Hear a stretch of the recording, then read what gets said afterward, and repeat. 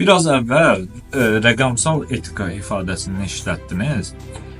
Rəqəmsal etika nədir və niyə olmalıdır? Rəqəmsal etika nədir və niyə olmalıdır? Sosial şəbəkələrdə süni intellekt, xüsusilə generativ AI və yaradılan videoların sayı sürətlə artır.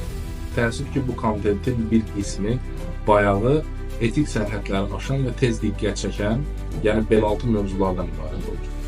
Bu tendensiyanın arxasında həm texnologiyanın əlçatanlığı, həm də insanların sosial media alqoritmalarında görünürlük uğrunda mübarizəsi dayanır.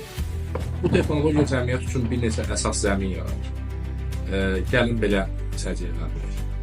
Məsələn, dəyərlərin aşılması riski. AI ilə yaradılan məzmunların etik sərhədləri pozması uzun müddətli perspektivdə cəmiyyətin normalarını dəyişə bilər. İnsanlar şok effekti yaratmaq üçün getdikcə daha sərt və məsuliyyətsiz məzmunlar istehsal edəcək. İstehsalın demokratikləşməsi, yəni hər kəs istənilən texniki bilik səviyyəsində belə kontent yarada bilər. Bu həm müsbət, həm də mənfi olur.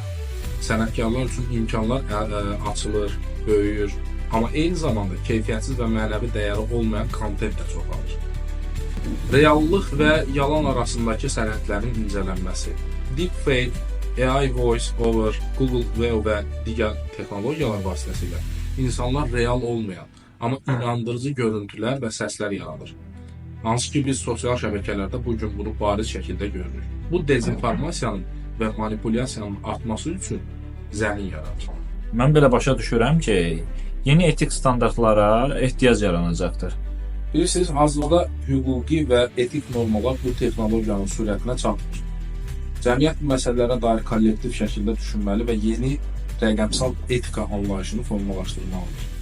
Sosial normalara qarşı qiyam, belaltı zarafatlarla dolu AI videoları bəzən bir növ sosial etiraz və ya sərbəst ifadə cəhdi ola bilər. Bu xüsusilə gənclər arasında sistemə qarşı çıxış kimi yozula bilər. Amma bu azadlığın məsuliyyət hissi ilə tənzimlənməsi mütləqdir.